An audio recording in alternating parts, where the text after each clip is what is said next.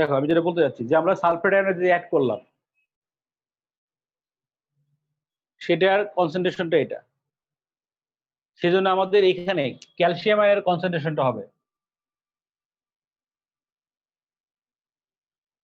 xc হবে x মোল per dm cube, অর্থাৎ concentration of sulphate ion হবে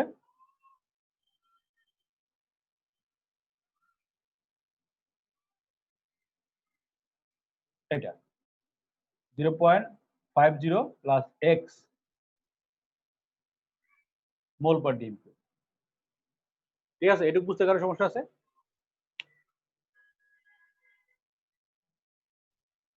এটুকু বুঝতে কারো সমস্যা আছে?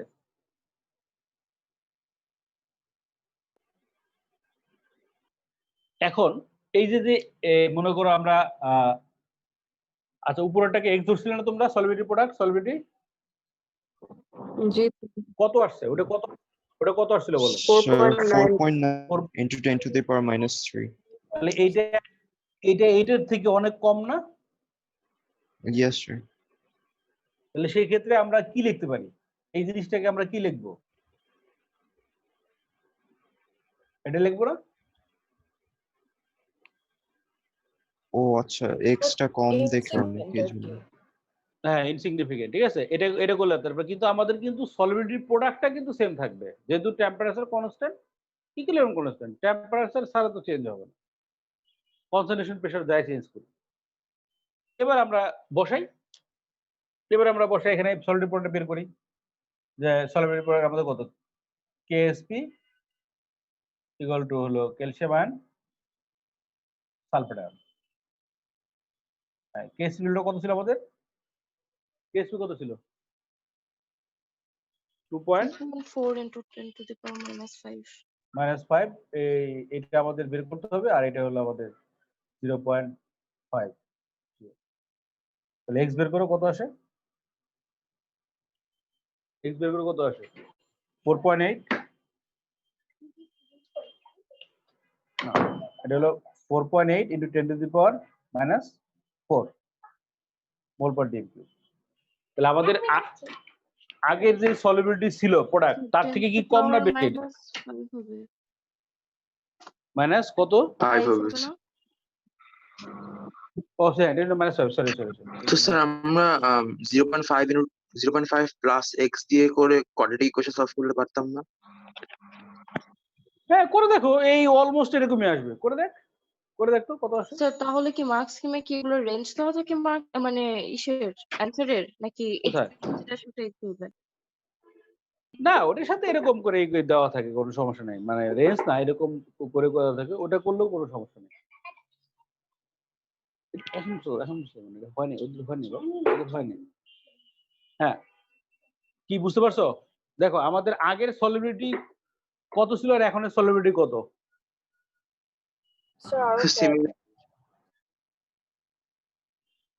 এই বাবা দেখতে পারেন, দেখো আগের সলিবিলিটি যা ছিল তার থেকে অনেক কম না এটা? হ্যাঁ স্যার। তার মানে কি পিসিবি কি ফর্ম হবে না? হবে না, হবে। বাকিটুকু কোথায় গেল? বাকিটুকু পিসিবি পড়ে গেছে, বুঝো না কি জি বলছি? স্যার। তার মানে আমরা কি দেখবো? এটা কমন আয়ন ইফেক্ট, এই যে সালফেট আর সালফেট অ্যাড করলে ইকুইলিব্রিয়ামটা এদিকে আসবে, তার মানে আমরা দেখবো যে মানে প্রিসিপিটেট ফর্ম হয়েছে, সাম প্রিসিপিটেট ফর্ম। ঠিক আছে, এটা হলো কমন আয়ন ইফেক্ট, বুঝতে পারছো? তো এটা লিখবো আমরা যে আমাদের the new solubility মানে sulphate solubility is about 100 times less in the presence of the common ion effect, মানে আগের থেকে প্রায় 100 টাইম লেস হয়ে গেছে। দেখো আগে ছিল হলো কত ছিল? 2.48 না? আগেটা কত ছিল? 2.4 into 10 to the minus 3। জি স্যার। আর এটা হলো আমাদের না আগে 4.5 into 10 to the power sorry, minus হ্যাঁ 3 সরি ওই যে আগেটা ছিল 4.9 10 to the minus 3, এখন হচ্ছে 4.8 10 to the minus 5, তাহলে 100 টাইমস এটা কমে গেছে না আগের থেকে? 100 টাইমস কমে গেছে না? জি স্যার। মানে আমরা এই যে আগের যেটা আমাদের ছিল যে ওয়াটারে যেটা ছিল সেটা ছিল এটা আমাদের সলিবিলিটি ছিল হলো 4.8 10 to the power minus 3 mole per dm cube. আর এখনটা হচ্ছে এইটা নিউটা। তাহলে আগের সলিবিলিটি থেকে এই নিউটা হলো আমার অনেক কম।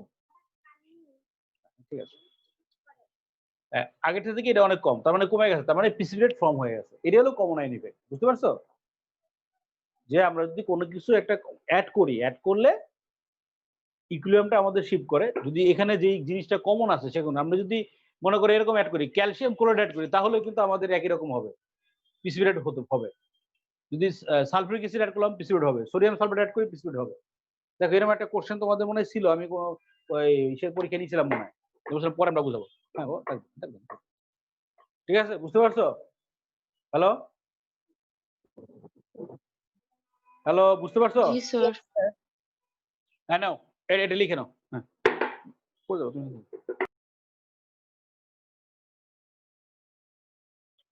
স্যার এই কমন আয়ন এফেক্টের জন্য কি মানে কমন আয়ন এফেক্ট তো প্রেসিশন বাড়ায় না? হ্যাঁ, প্রেসিপিটেশন অবশ্যই বাড়াবে। তো স্যার এর জন্য কি লাইক আয়ন টেস্ট গুলোতে hydrochloric acid, nitric acid use করা হতো ডাইলিউট করতে, মানে কয়েকটা সল্টের সাথে, যেমন না না না, কয়েকটা সল্টের সাথে ওটা ভিন্ন জিনিস। কয়েকটার সাথে মনে করো ধর আমরা নাইট্রিক অ্যাসিড ইউজ করলাম সিলিকন নাইট্রেটে, কারণ এই হ্যাঁ ক্লোরাইড ওটা হলো কি যে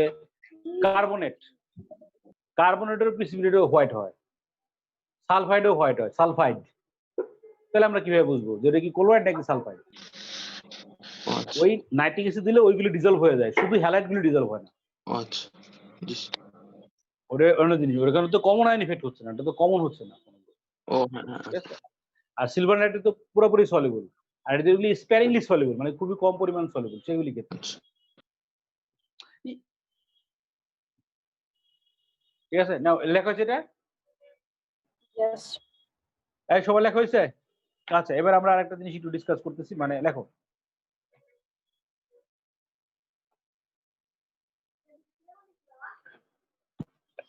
এই সবাই লেখা হয়েছে? জি স্যার। নাও বুঝে দাও। আচ্ছা ঠিক আছে। হ্যাঁ, এবার আমরা যেটা ডিসকাস করবো সেটা লেখো। লেখো প্রেডিক্টিং প্রেসিপিটেশন, মানে একটা সলিউশন মিক্স করলাম, প্রেসিপিটেট কি হবে কি হবে না সেটা আমরা কিভাবে বুঝবো? লেখো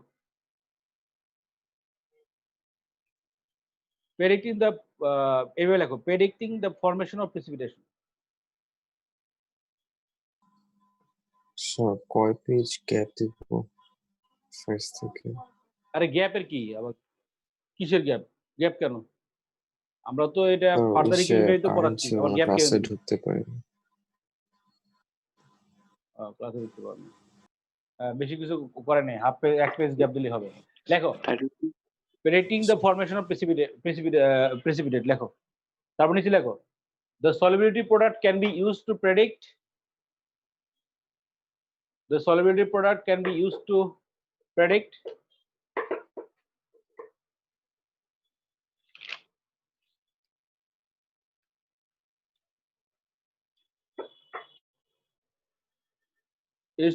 whether precipitation will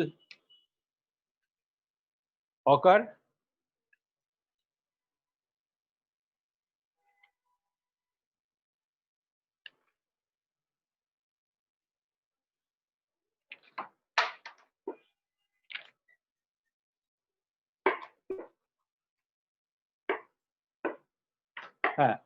will occur when two solutions আরেকবার একটু are mixed. বলতে পারবেন? বলছি the solubility product can be used, একটু ফার্স্ট থেকে। এই যে বলতেছি there are the predicting the formation of precipitate.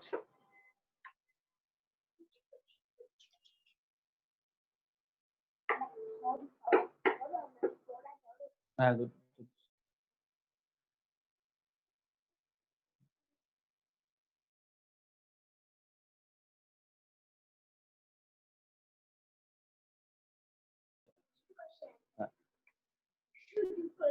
the solubility product can be used to predict whether precipitation will occur when two solutions are mixed.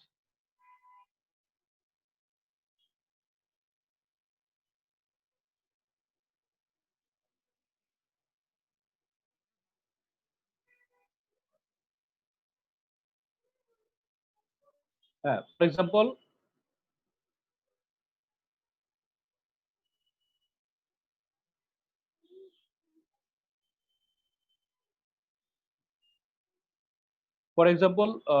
both barium chloride and sodium carbonate are soluble salts. So, for example, Barium chloride and sodium carbonate are soluble salt.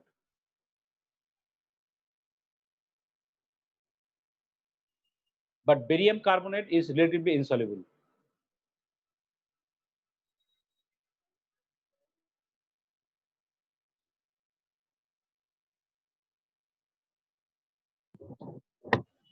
R But barium soluble carbonate salts is এর পরে relatively কি? insoluble. কমাতে লেখো, but barium carbonate is relatively insoluble. এটা বুঝছো শুনতে ঠিক আছে। আচ্ছা, তারপর লেখো তারপর লেখো will we get a precipitate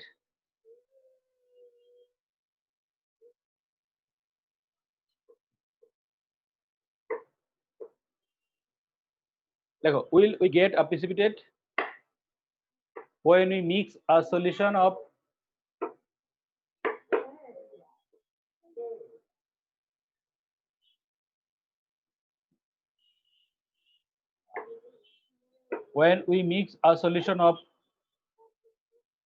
barium chloride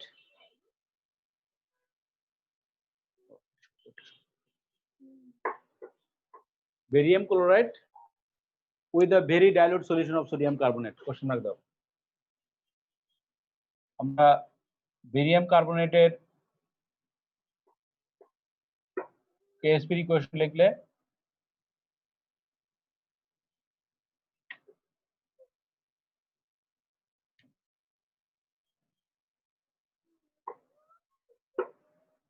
এটার KSP ভ্যালু দেওয়া আছে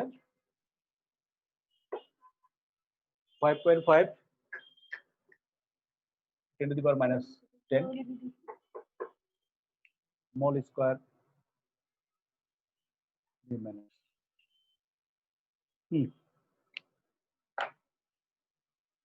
আচ্ছা,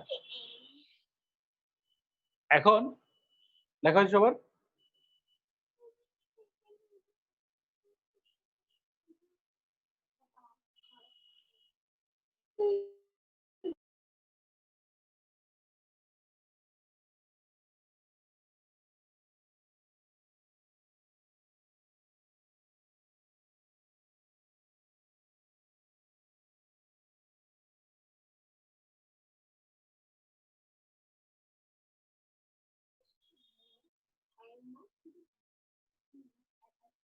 আচ্ছা, আবার একটু পরে বুঝিনি। আর এখানে দেখো, এবার এখানে আমাদের যে কেএসপির ভ্যালুটা যেটা কেএসপি কিন্তু আমরা লিখতে পারি এটা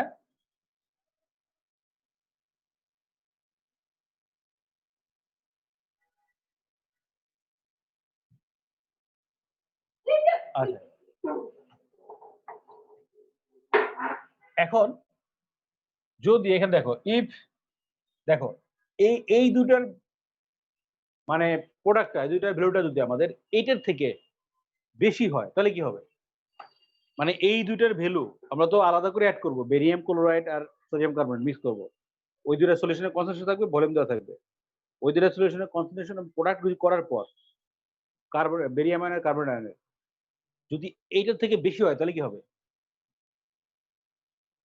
মানে খেয়াল করো, ভালো করে খেয়াল করো আগে। এই যে এই ভ্যালুটা is greater than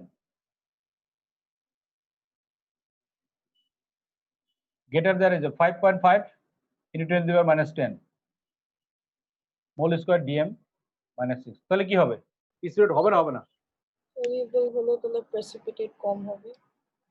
না, আমি সেটা বলিনি, কম বেশি না, প্রেসিপিটেট হবে কি হবে না। মনে করো আমাদের মেন ব্যাপারটা হচ্ছে যে আমরা আলাদা করে কনসেন্ট্রেশন বের করে এই দুইটার মাল্টিপ্লাই করার পর যদি দেখি এই ভ্যালুটা আমাদের এই সলিবিলিটি প্রোডাক্টের থেকে বেশি,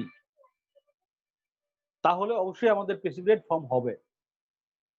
আর যদি এই দুটোর ভ্যালু এটা থেকে কম হয় তাহলে তো আমাদের প্রেসিপিটেট হবে না, কারণ তো সলিবিলিটি থাকবে এটুকু। বুঝছো আমি কি বলছি না বোঝো নাই? বুঝি নাই। হ্যাঁ লেখো, লেখো নিচে লেখো, if this is greater than this then a precipitate will form. Sir F কি? এই যে এটা লিখে তো দিছি, if this is greater than this then a precipitate will form.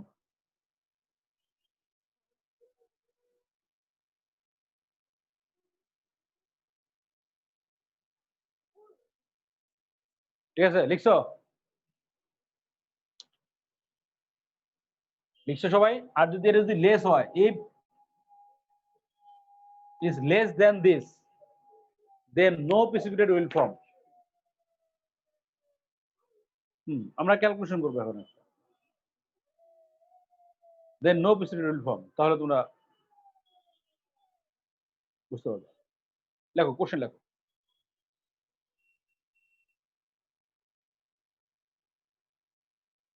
লেখো, কোশ্চেন লেখো। will a precipitate form if we mix?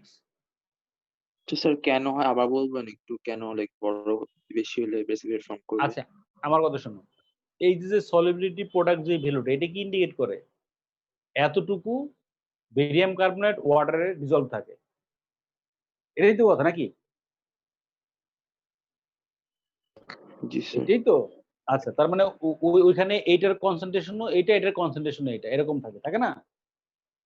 আমরা এখান থেকে যদি এটা সলিবিলিটি হবে, এটা সেম। মনে করো আমাদের এটার সলিবিলিটি হলো এটা x, তাহলে এটাও x, এটাও x। ঠিক আছে? এন্ড এইটুকু কি ডিজলভ থাকে, তো এটা তো ওয়াটার ডিজলভ থাকে। এখন আমরা যদি এই কনসেন্ট্রেশন দুটো বের করে যদি মাল্টিপ্লাই করে দেখি যে এই ভ্যালুটা আমাদের গেটার দেন দিস, তাহলে ইকুইলিব্রিয়ামটা কোন দিকে যাবে বল? তাহলে ইকুইলিব্রিয়াম কোন দিকে যাবে? পিছনে যাবে, মানে ব্যাকওয়ার্ড। এই যে ব্যাকওয়ার্ড গেলে কি হবে? এটা কি প্রেসিপিটেট ফর্ম হবে না? ব্যাকওয়ার্ড গেলে এটা হচ্ছে, ও ব্যাকওয়ার্ড যে আবার ইকুইলিব্রিয়ামে চলে আসবে। তো ব্যাকওয়ার্ড যেহেতু এটা হচ্ছে নাকি? হ্যাঁ স্যার। আর যদি মনে করে এটা থেকে কম হয় তাহলে তো ব্যাকওয়ার্ড যাবে না, এদিকেই থাকবে। হ্যাঁ স্যার। তার মানে কি ও এখনো স্যাচুরেটেড হয় নাই, আচ্ছা। প্রেসিপিটেট হবে না। বুঝছো? জি স্যার। লেখো, কোশ্চেন লেখো। লেখো, will a precipitate form?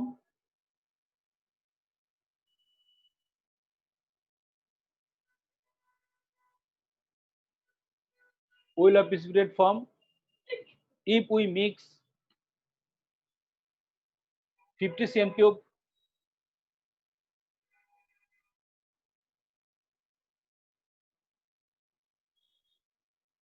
if we mix 50 cm cube of 1 into 10 to the power minus 4 mole per dm cube sodium carbonate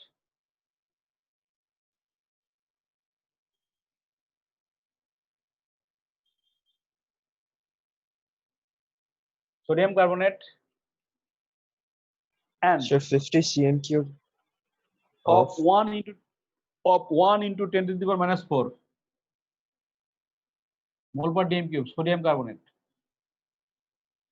and 5 into 10 to the power minus 5 mole per dm cube barium chloride.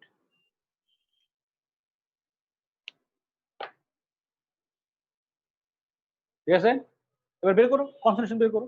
তারপর তারপর লেখো KSP লেখো। KSP তো আমার আগেটা এটাই। KSP লিখে রাখো, barium carbonate হলো 5.5 10 to the minus 10।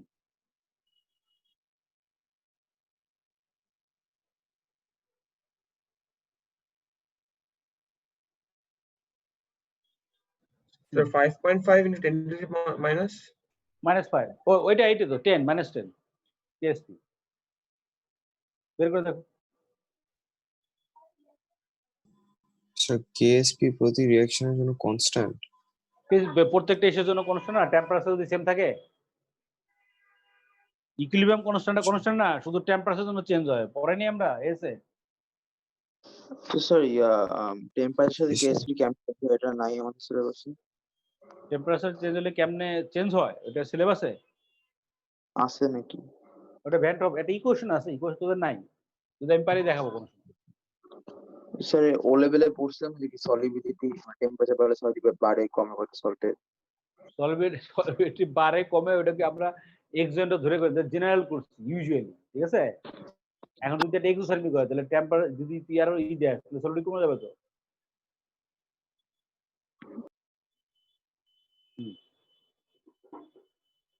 বলো কত আসছে, কনসেন্ট্রেশন কত আসছে?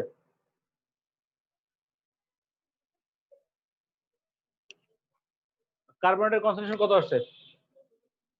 কনসেন্ট্রেশন অফ কার্বনেট কত কত লিখবো আমরা? 1 × 10⁻⁴ মোল ডিভাইড বাই কত 100 ডিভাইড বাই 1000, ঠিক না নাকি? কি বুঝছো না বুঝো নাই? হ্যাঁ, তারপর বেরিয়াম বের করো। ছিল না, হ্যাঁ দুটাই 50 সিএম কিউব ছিল। হ্যাঁ, দুটোই 50। 5 × 10⁻⁵ ডিভাইড বাই 100,000। এটা সম্ভবত 5 × 10⁻⁵ আসবে নাকি? এটা আসে না কত?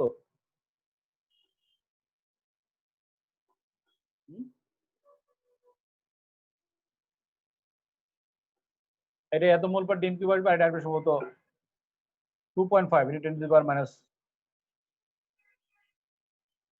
মোল পার ডিম কিউব। বের করো কত আসে। না স্যার ওই ফার্স্টটা তো আসে কি আসে? 1 × 10⁻³ না? 1 × 10⁻⁻? স্যার ডিনোমিনেটর 0.1 হয়ে যায়, তো 10 দিয়ে মাল্টিপ্লাই করতে 1 × 10⁻³ হয়ে যায়। -3 আসে। -3 আসবে না? এক মিনিট তাহলে আমি বুঝতেছি না। এটা কত? 10⁻⁴ ছিল সোডিয়াম কার্বনেট না? কনসেন্ট্রেশন ছিল কত?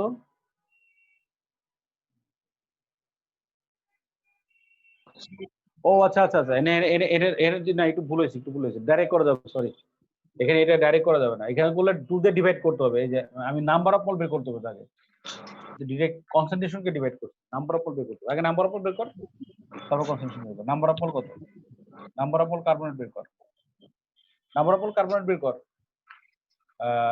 50 ডিভাইড বাই 1000 ইনটু 1 × 10⁻⁵ -4 কত আসে দেখ, তারপর কনসেন্ট্রেশন বের কর। এটা যেটা আসবে এটা into 1 ×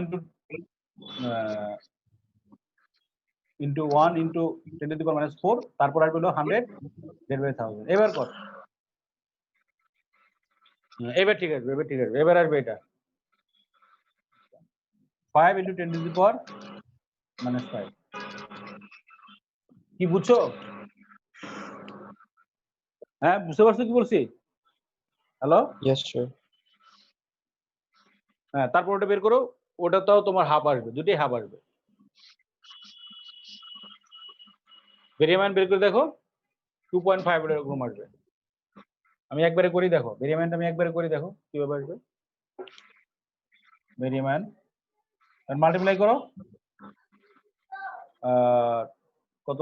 50 divide by 1000 into 1 × 10⁻⁵ divide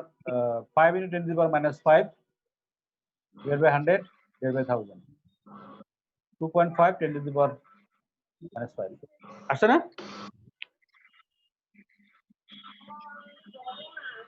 হ্যাঁ, আসছে, মাল্টিপ্লাই করো।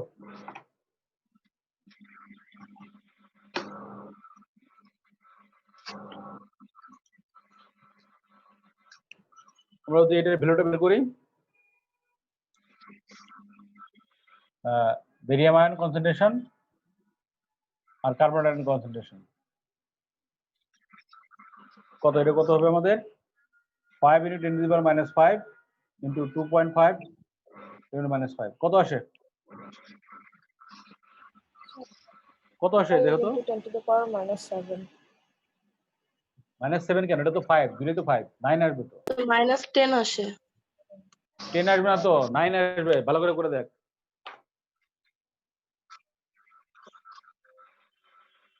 5 into 2.5 মাল্টিপ্লাই করলে কত আসে দেখো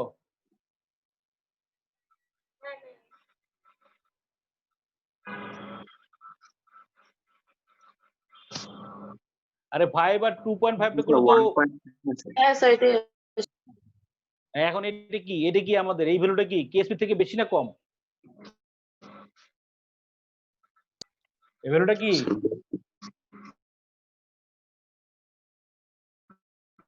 কেএসপি বেশি হ্যাঁ তার মানে বলবা this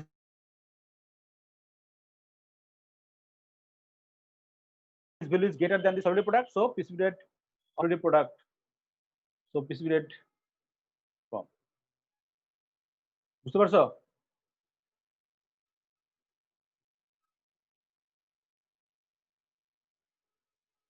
হ্যালো কি কারো কোনো কোশ্চেন আছে বুঝতে পারছো সবাই জি স্যার হ্যাঁ কালকে পরীক্ষার জন্য রেডি হয়ে যাও পড়ালেখা করো ঠিকমতো পরীক্ষা দিও ওকে বাই আমি রাখলাম আজকে নেক্সট ক্লাস চ্যাপ্টার শেষ কি করে তোমরা পরীক্ষা এন্ট্রপি আর হলো ল্যাটিস এনার্জির উপর পরীক্ষা যাও ওকে কালকে স্যার 12টা ল্যাটিস এনার্জি নাকি ট্রানজিশন মেটার ল্যাটিস এনার্জি আর হলো এটা ঠিক আছে ওকে